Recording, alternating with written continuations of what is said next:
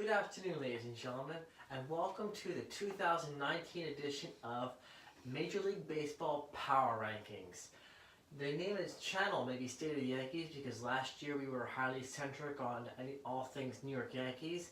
This year we're going to do just league-wide, all 30 teams, and this was inspired because when I was reviewing the Power Rankings from baseball and from ESPN and other sources, I always found quite a bit of bias and subjectivity in the way they were doing power rankings. So I came up with an algorithm that would remove all bias and all subjectivity and would give you an objective power rankings based upon a specific numerical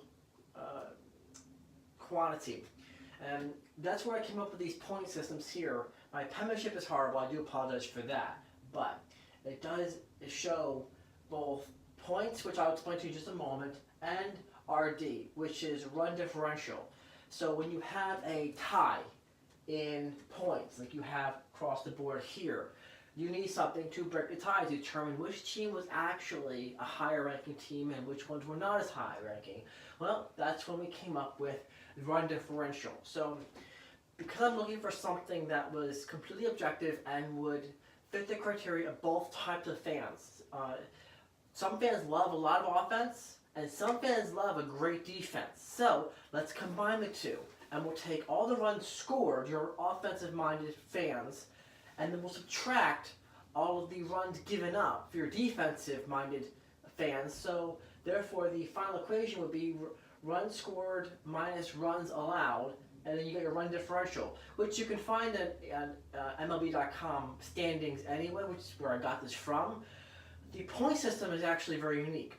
Over the last couple of seasons, I have been watching the Hockey Guide channel talk about all things hockey, all teams, and what I also noticed in the standings was that they weren't given, the playoffs weren't based upon how many wins you got or how many losses you had, but points, where you were given 2 points for a win, 1 point for an overtime loss, and 0 points for a regulation loss. And I thought, well, let's see how that would work in baseball. So I took the system of 3 points for a 9-inning win, 2 points for an extra innings win, a 1 point for an extra innings loss, and 0 points for a 9-inning win or loss.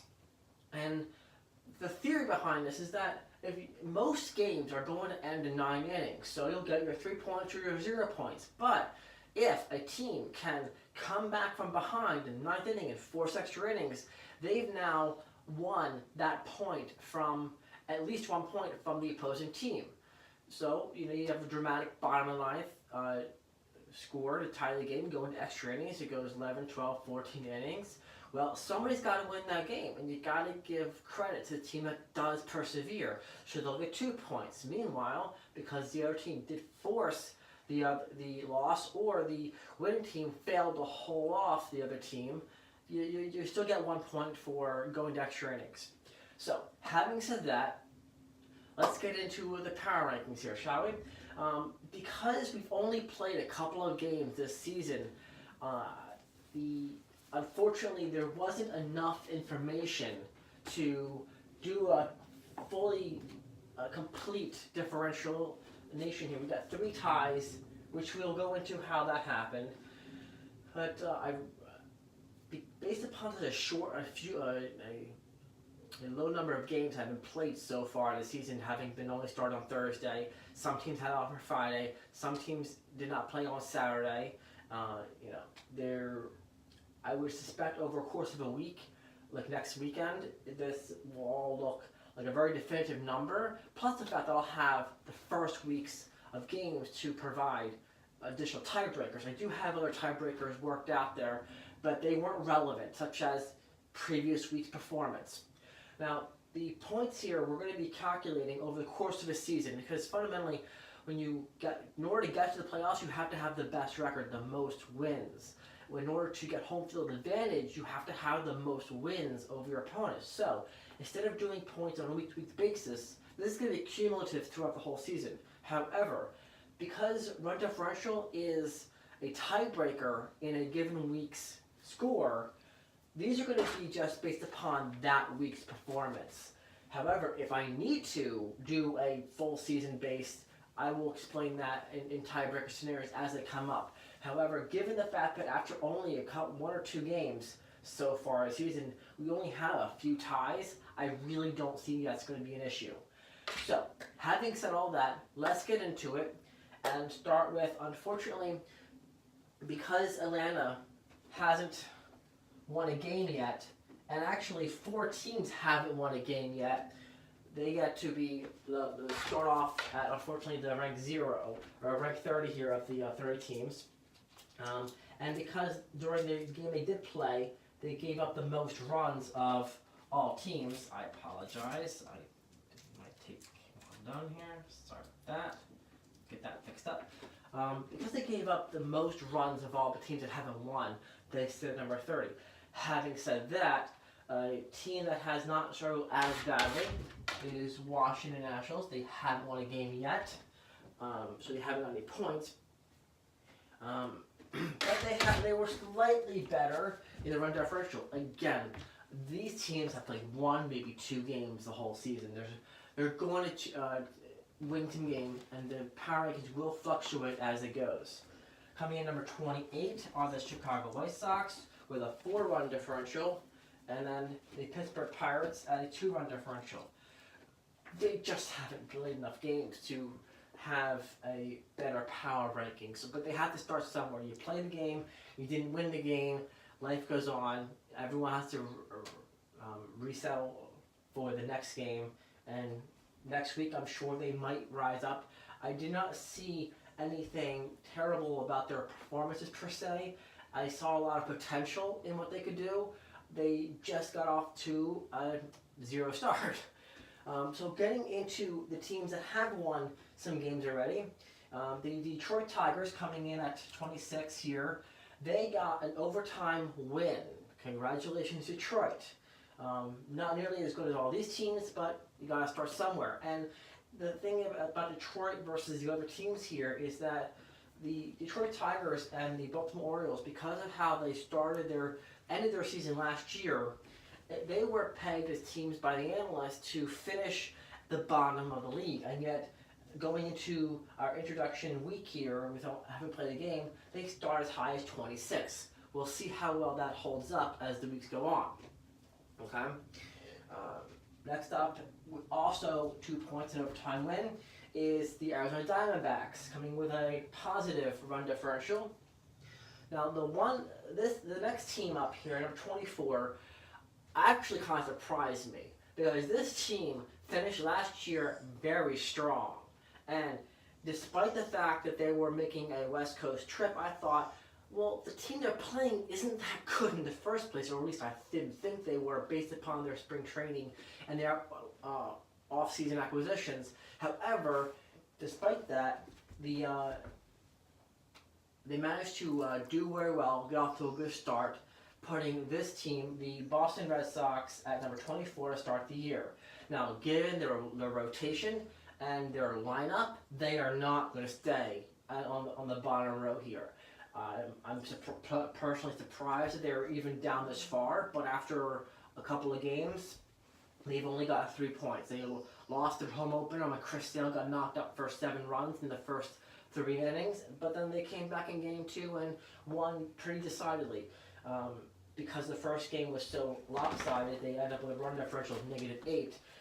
But that's where they start off the first week here. By next week, I'm sure they'll probably be well up there and competing with the rest of the league. Having said that, the next team, also with 3 points, is Texas. They have had some turnover, and they have some developing players here, so we'll see how that comes up. Because the division they're in, I'm not placing them to finish dead last. I'm also not placing them to finish top of the division, somewhere in the middle, but we'll see how it turns out for them. The next team up is the San Francisco Giants, coming in at 21, tied with the Miami Marlins. Now, because my stickers here are a little bit old as far as the logo, I took the current logo of the Miami Marlins since they rebranded this year and put it on top of there. But fundamentally, this is where I come in my first tiebreaker situation here, where I kind of just took alphabetically here as a run differential, or I should say as a tiebreaker here, and listed them both as 21 here. Saying as that normally this person would be, San Francisco would be 22, but there wasn't enough historical information having played 2 games to definitively determine a tiebreaker that would be effective, that wouldn't be problematic the rest of the year. I have a variety of tiebreaker situations, but they require previous week's history. And since we've only played 2 games, I decided instead of struggling over some random criteria that we'll never use again, we'll just go ahead and give them a tie score there and both call them 21. So, remember how I mentioned earlier about how Baltimore was expected to, number 20 here, expected to finish very, very poorly based upon all the players they lost during the offseason. Well, they managed to do pretty well in the sense that the game 2 against the New York Yankees, they managed to get a 5-3 win, giving them 3 points. Granted, they had a -3 differential, but they still get to start off the season in the second row here, ranked number 20. Moving right along, the LA Angels of Anaheim at number 19, also 2 points, but a little bit better run differential against their opponent.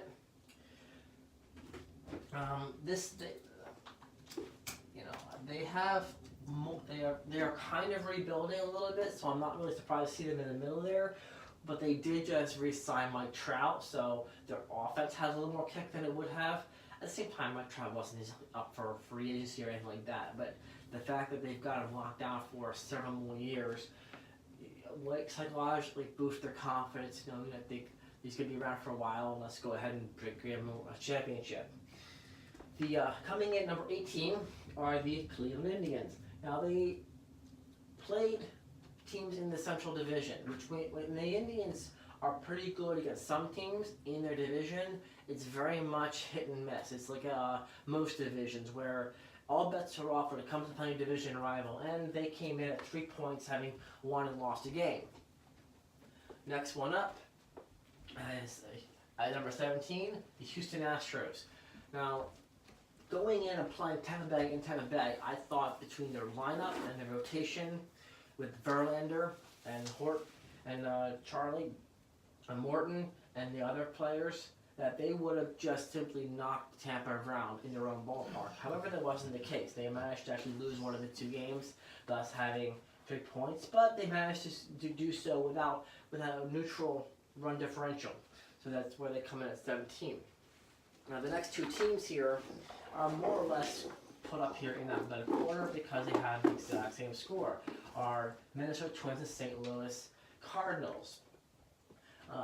Both teams, this team is kind of started going from was horrible and getting better, and this team was good and trying to rebound a little bit. Either way, after 2 games, they both have had the exact same performance this season. My prediction is that St. Louis will probably rise over the course of the season, and Minnesota will probably slide during the course of the season, based upon historical trends. However, having said that, anything can happen in baseball, and any team can win any given day. So we'll see how that plays out over the course of the season. Coming in at 14 are the Cincinnati Reds. They're off to a nice start, winning 1 out of 2 games. We'll see how that holds up. Didn't see anything impressive or unremarkable, just won a game, lost a game. Coming in at number 13 are the New York Yankees. Now, being a Yankees fan, I would love to be able to put them at 1 every single week. However, we are going to play this completely objective, and based upon the numbers, they won a game and lost a game against Baltimore with a positive 3 run differential. So that gives them the ability to rank higher than Baltimore, having scored more runs and given up fewer in 2 games. But because all of these teams won a game, lost a game, they're all in the middle row in the first week. Well, I wouldn't even consider actually this first week. It's been 2 whole games. But next week we'll see how things shake up. with New York playing the final game against Baltimore this season, potentially depending on rain, and then going into play some other teams during the course of the week, Detroit and others. So we'll see how that goes. Coming in at number 12 is the Chicago Cubs. Now, the Chicago Cubs still have the majority of their core that won the World Series championship, but they went through some hard times and managed to be unfortunate and have some unlucky games. So they haven't been back to the World Series since. However, they still have enough of the pieces to be very successful. So we'll see how that turns out. I'm very curious to see how Joe Madden will handle his team this year. Coming in at number 11 is the Milwaukee Brewers, and the most significant thing about Milwaukee is they've won 2 games in a row. Congratulations to Milwaukee. But I'm also noticing that Christian Yelich, who they got from the Miami Marlins, is on a historical trend, having hit a home run in every game he's played so far. He's obviously not going to continue that the whole season. However, it is great for the fans to see a player stand out like that and help his team win games. So, having gone through the first 2 rows, let's get to our top 10. The teams that people are most interested in seeing in the first place. Everyone loves the top 10. And coming in at number 10 are the Tampa Bay Rays, because they've played the Houston Astros at home. Was it the Houston Astros? They had 3 points. I have to look it up. But they've won 2 games. They have a neutral run differential. And so, Thursday, Friday, Saturday. So 3 games. They got 6 points for 2 games, and Houston got 1 point, 3 points for the 1 game. So that's why they played more games than a lot of these teams.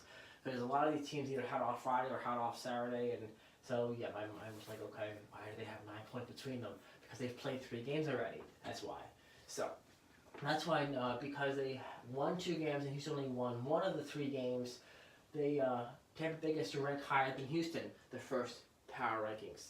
Coming in at number 7 are 3 different teams who have both won 2 games this season. San Diego, Colorado, Kansas City, and San Diego. But they're just enough, but they all have the exact same amount of differential. They all have the same 2 wins. They're all off to a good start. Kansas City has had bad trouble last year. San Diego retooled, and Colorado lost some players. What does that mean in the first week? Absolutely nothing, because they're all tied in the first week at number 7. However, having said that, throughout the course of the season, I'm expecting Kansas City to fall. I'm expecting Colorado to probably be towards mid-season around the 2nd row here, because the division they're playing with San Diego, Arizona, and the others, it'll be kind of difficult for them to stay on the first row, but more power to them. San Diego has retooled, has some players in there, so they're off to a good start. We'll see how well that holds up. Now, coming in at number 6 are, to Phillies fans and Yankees fans, the dreaded New York Mets. However, I can't say dreaded because they have some significantly strong performers between Syndergaard, DeGrom as pitchers, between Granderson and Robertson Cano. They've got a lot of power, they have a lot of potential, and they've already shown it by winning 2 games in the beginning of the season. So congratulations to New York Mets, you're off to a good start. Let's see how well you can hold that up. Coming in at now we're down to our top 5 power rankings. This is where things start getting exciting here, because now you get to see the best of the best in the league. And coming in after only a few games, the teams that are here have already won at least 2 games or more. Based upon 7 points there, I would probably presume that they have either, well, I know for a fact that there have only been 3 extra inning games the whole first round of the game. There was an extra inning game on Friday and on opening day, and then in Tokyo there was an extra inning game between Oakland and Seattle. So, having said that, this must be 2 wins and an overtime loss, perhaps. Anyway, let's take a look at them. Coming at number 5, Phillies fans will be very, very happy knowing that Aaron Nola, Bryce Harper, and J.G. Realmuto and the others are off to a hot start. Of all 30 teams in the league, they start off at number 5. Congratulations, Phillies. Now, the next team, number 4, is ranked as high because they've played more games than everybody else. They haven't played them better, they've played more of them. Where that will will even itself out is over the course of the next week. They have some off days the other teams don't have because they play 2 more games than the others have. So will they hold up next week? We'll see. Depends on whether they can win some games or not. But I am expecting this to even out next week, and they'll probably be on the middle or low row. But the Oakland A's, I'm really not impressed with the team, but they have played more games so far. Therefore, by default, they get to start off in our introductory power rankings at 7. And of the teams that have played more games than the rest, they have a -1 run differential, which means they're not going to last up there. Nothing as A's fans. They certainly have the ability to come back and do more and keep their status up there. We'll see how it goes. Coming in at number 3, the Toronto Blue Jays. Not only have they managed to win some games, they played more than others. Good job, Toronto. You've certainly exceeded my expectations. I am not particularly impressed with their lineup or their rotation. However, like I said, any given team can win any given day, and they've shown they've got some spunk to start off the year. Good job. Congratulations. And the next one up, I'm sure, comes as no surprise. The LA Dodgers are just killing it. They did not start in Tokyo. They started on 28th with the rest of the league. And with only having played 3 games, they are up at 7 points already. So without the number 1 spot, they could have potentially been number 1. But due to having played more games than anybody else and having been successful in these extra games, number 1, the Seattle Mariners, because they went into Tokyo, they defeated the Oakland A's in extra innings the first game and extra innings the second game, and they've continued to win since they started the regular season. They're not playing the highest caliber teams, but they're taking advantage of the games they have to win, and fundamentally, good teams beat the teams they need to beat. And Seattle's done that, so congratulations to Seattle for starting off our Major League Baseball debut power rankings at the number 1 spot. Congratulations. We'll see how well it holds up. We'll see what happens when you have a couple of days off and the rest of the team around the league start catching up and getting their games in. See how that comes out next week on the 7th. I realize that most people wait until after the weekend because you've got Sunday games going on against the same teams they've played the last couple of games. However, due to scheduling, I've decided that power rankings have to be cut off every Saturday, and on Sunday I'll do the video of power rankings as to where everybody stands as of the end of Saturday games. And if you have any comments or suggestions, I would love to hear it. If you want to hear more about the point system or tiebreakers I have going on, please feel free to leave a comment in the section below. And if you just happen to be surfing the web or YouTube and happen upon this video, please feel free to hit the like and subscribe. I would love to continue showing you the objective algorithm and how it unfolds over the course of this season. In the meantime, thank you for watching, and have a wonderful Sunday. Enjoy the games.